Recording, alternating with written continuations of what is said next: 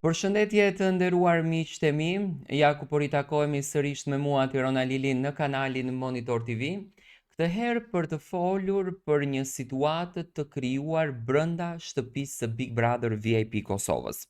Do me thënë, po del lajmi, po përflitet, mendoj nga mediat e shpejta, duke mos hulumtuar që Edi dhe Dolce, dy banorët e kësaj shtëpie, po përdorin drogë, po përdorin lënë narkotike në shtëpi. Mua në fakt po më fut pak në dyshim strategjia e produksionit se si dhe në çfarë forme dëshirojnë që të arrisin shikueshmërinë. Që nuk mund të futet drogë në një format të tillë as që diskutohet.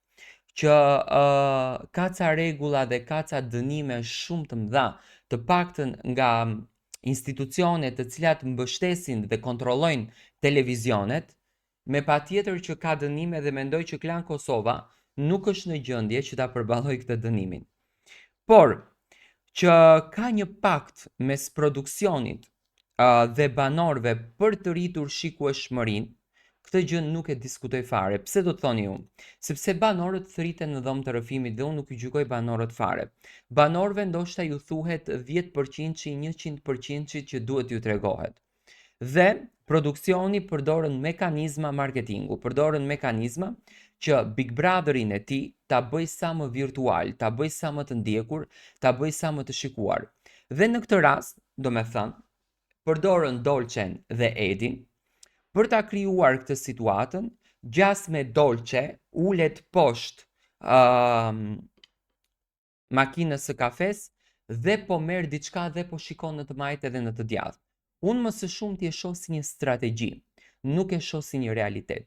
Më duket një strategji e produksionit që do me thënë nga e premtja deri të hënën të ketë se çfarë të flitet derisa do krijohen dinamikat e reja, derisa do krijohet loja e re.